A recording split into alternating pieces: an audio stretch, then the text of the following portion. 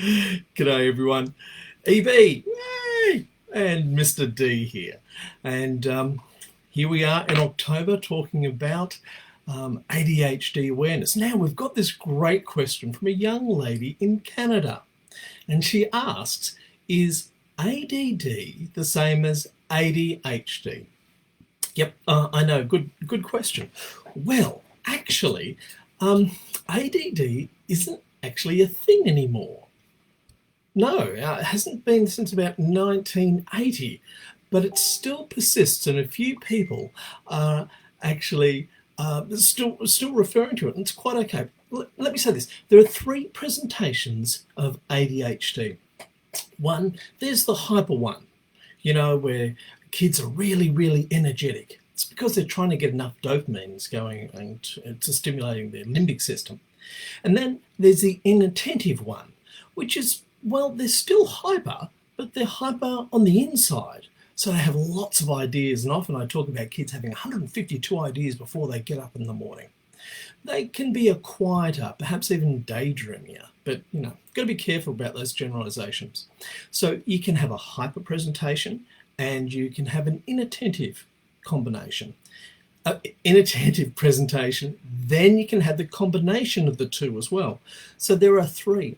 But actually, on top of that, there is 2E, which is really intelligent kids. So you can have hyper 2E, combined 2E, and inattentive 2E. You see, ADHD has nothing to do with intelligence. You can be super uber intelligent, but just not be able to find your socks in the morning or work out those procedures of what you have to do. Yeah. Oh, ADD, yes. So some doctors, pediatricians, and you'll find some websites too, still refer to ADD being the inattentive presentation, just to differentiate between the hyper and the ADD. So there really is an ADD. It's really just a presentation of ADHD, or another way to refer to it. And yeah, I think that's about it, except to say, I really think it's an awful name.